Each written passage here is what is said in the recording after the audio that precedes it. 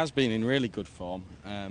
She's just got a bit of a habit of missing the break now, which is the slight problem really, particularly at this track. We've seen that you need a bit of luck coming from off the pace around here when they're sticking to that far rail, but she's certainly in great form at the moment, and I think the stiff finish will help her, and they do, they'll just be reliant on a good gallop really more than anything. Okay, just got to wait a second to pick up Rain Cap, who'll come into shot shortly for John Riches and Rhys Elliott. Rhys is doing well in his early stages with a licence. He claims 7.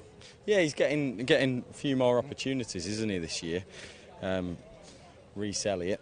But I think he's up against it here with Rain Cap really. A couple of good runs placed at Catterick already this season, where he's got quite a good record there at Catterick, but he was below his best at Carlisle last time out, and often when he wins it's slightly lower level handicaps.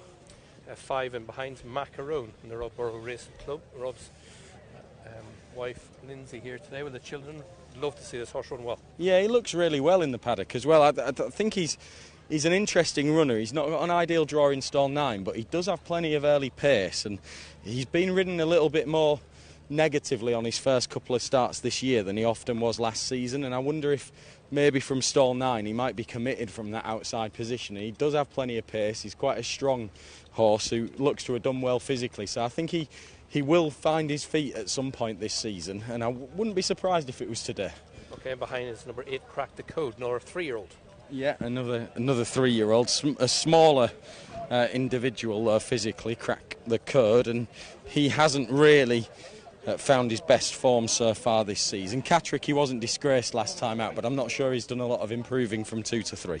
9 is Variety Island, who's towards the head of the market. He's well berthed in stall 2. Yeah, that will definitely help, and ran well in a big field at Thirsk last time out behind Eternal Sunshine. That was only a classified event, and he's rated 48. He's of a modest level of ability. He is vulnerable, I think, really, for a horse that's top of the market, but he's obviously got a good draw in stall 2. Mottigali in behind. Scott Dixon looking for a double in the afternoon. Second start of the season for Mottigali, and the first run of the year off a 6-month break a couple of weeks ago was not a bad run. Finished 7th, but was only beaten 3 lengths on that occasion, and should strip fitter for it.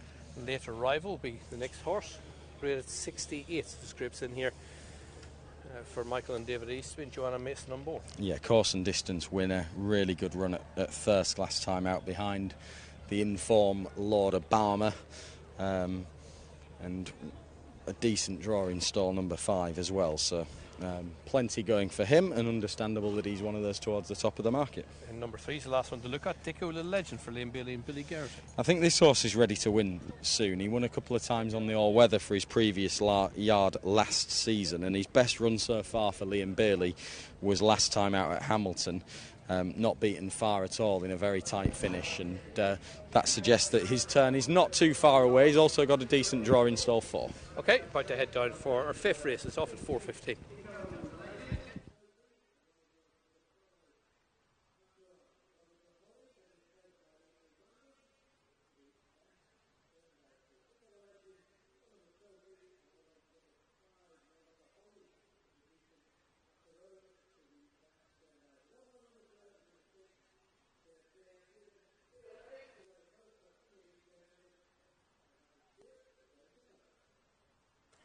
And the first one to head out is Daytona Lady, who's around about a 13 to 2 chance, hovering between 6 and 7 to 1 at the moment. White and maroon colours, Jimmy Sullivan aboard for Eric Broadwith and Ruth Carr. That's number 2, Daytona Lady. Followed out by 8, Crack the Code, Tom Eves for Hamilton Racing and Kevin Ryan, the beige and dark blue. 9 is Variety Island in the beige and brown, Connor Beasley for Grange Park Racing, 16 and Partners and Simon Whittaker. Beige with the brown epaulets, beige cap, number 4, Mottigali, Clifford Lee aboard for Messrs Baker, Dixon, Chappell and Cope. Scott Dixon trains. First half of the field then off to the 6 furlong starting point on the left-hand side of the racecourse. The other half of the field about to head past us on the way to post.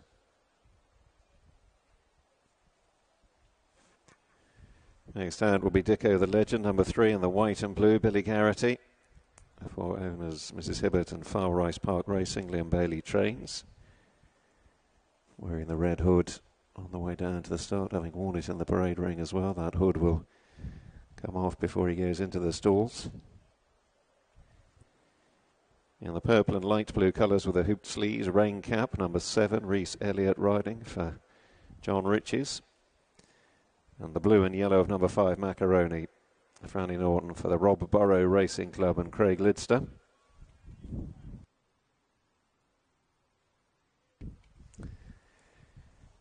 And I suppose, appropriately enough, the last one to head out a little bit behind the others will be Late Arrival. Better profiles. I actually think Dicko the Legend, I think this will be his third run for Liam Bailey, and he just looked like a horse last time that was ready to win. He was just he's knocking on the door, and he nearly got up to win when he ran at, was it Hamilton? Yes, it was Hamilton, 5 furlongs, and he was beating a neck and a head, and that was 5 furlongs, stepping up to 6 today. If he translates that form from Hamilton on the 12th of June, I think from stall 4, this could be a race he could get his head back in front.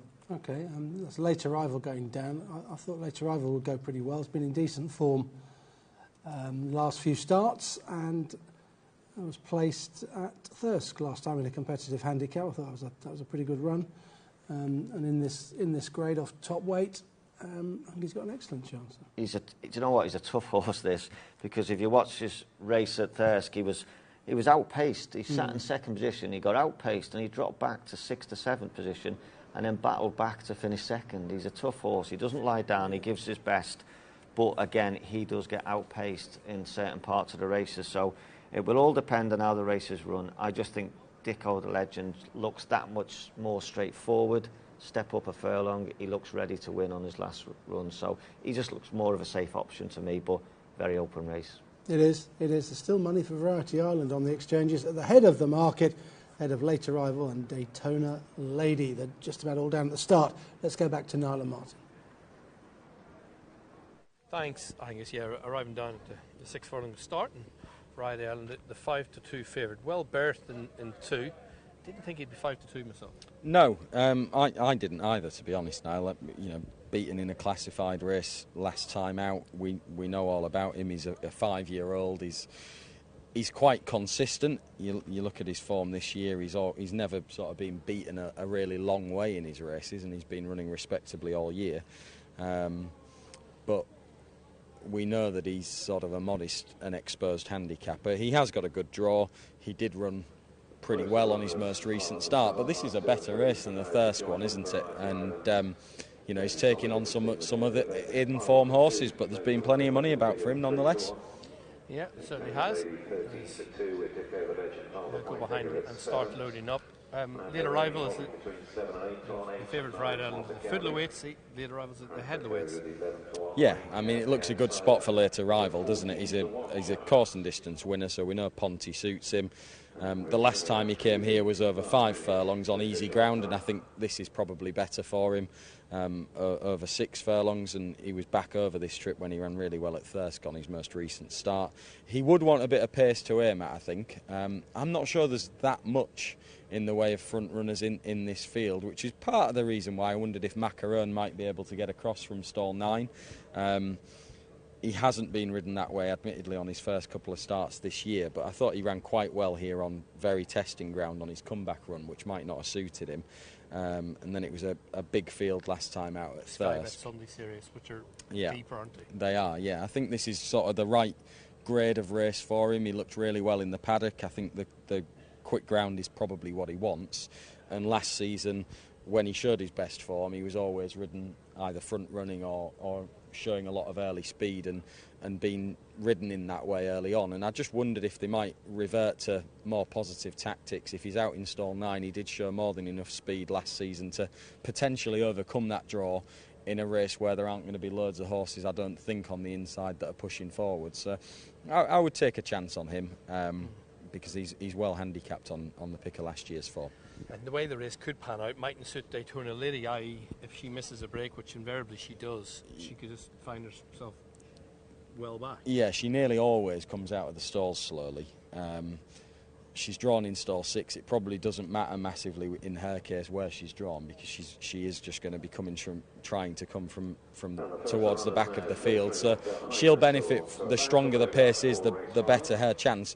One thing in her favour is just her current form. She's running really, really well all of the time, and you couldn't knock her win at Wetherby last time out when she came from out the back of the field and showed a good attitude to just get there late on. But you know, she is going to need a little bit of luck coming from where she's likely to be coming from. If Visibility won her first race, Scott Dixon looking for a double here, and a horse who he's 5 and 30, he hit 3 of them in the third, but he is just so well handicapped on old form. Oh, Motagali is, yeah. I mean, he had some good form last summer off much higher marks. He was placed at York, wasn't he? Last summer off a much higher rating. So this is a rare try at a Class 6 handicap. He's been rated too high for this sort of level for a long time, and his first run back wasn't devoid of promise, and it might have brought him on. It is another open race, really, isn't it? Like I say, it's Dicko the Legend has been running really well. I mean, Dicko the Legend and Macaron would have been my sort of two at the top of my shortlist, if you like, but it is a wide open race. Crack the Code comes from the Kevin Ryan yard, and Tom Eves, they're going well, and albeit the Striking Viking did win yesterday. I think they'll be delighted with his run in the Railway Stakes. He looks a proper one. He did meet a little bit of trouble at Catterick last time, didn't he? And he is a horse with a bit of early pace, and he's drawn in stall 1. So there were a couple of times last season where he raced right up with the speed all the way through when he was winning at the likes of at Catterick a couple of times. So he's at least edged down the handicap slightly, and he's got that good draw on the inside to work with. Right, loading fairly quickly here for penultimate race. The Northern Commercials order your new Iveco vehicle handicap for a 6 furlong trip. Let's get back up the steer and get the call. Thanks, Noel. Daytona Lady moving in, and the lineup set to be completed by Variety Island, the market leader, into stall 2. Moving in now. They're all in. Ready? They're off. Breaking out over 6 furlongs. The Northern Commercials handicap. Variety Island brown cap got out well. So too Crack the Code in the blue headgear. And also pushing the pace along, Dicko the Legend in the white and blue. Late Arrival in the maroon and yellow takes the early trail. And it's Crack the Code who leads as they move downhill towards the end of the first couple of furlongs. From Dicko the Legend, Variety Island in the slipstream of the leading pair. Then Late Arrival, further back in the field to Rain Cap with the hoop sleeves alongside Macaroni in a blue and yellow jacket. Motagali in the beige and Daytona Lady are the final duo. Ascending now, they've gone beyond halfway. Crack the Code leading them into the turn. Chased by Dicko the Legend, Variety Island poised on the inside, needs a bit of daylight. Held in by Late Arrival. Then Macaroni in the blue and yellow, Motagali away to the left on straightening. Rain Cap in behind looking for a way through. Nose banded Daytona Lady is last of all. They're just outside the furlong. Dicko the Legend has moved through to take over. Variety Island brown cap is in the clear, so too Late Arrival. Motagali out widest of all in the blue headgear is staying on. Inside the furlong, Late Arrival and Variety Island are thrusting at Dicko the Legend. Late Arrival over the top, wins the race again 2 years on. Variety Island up for second, Dicko the Legend in third, chased in by Macaroni and Motagali. Yeah, top weight, no problem. Late Arrival wins again at Pontefract for Michael and David Eastby. Joanna Mason on board. Officially a photo for second. It looked like Variety Island for Simon Whittaker, and Conor Beasley just held Dicko the Legend for Liam Bailey and Billy Garrett. Yeah, tight race, tight finish. Crack the Code took them along. Dicko the Legend takes it up as they sweep into the home straight. He's run another blinder, as has the favourite Variety Island. But now Joanna's got a clear run down the outside on Late Arrival. It's another winner for her. She's riding out of her skin this year, isn't she? And he really sticks his head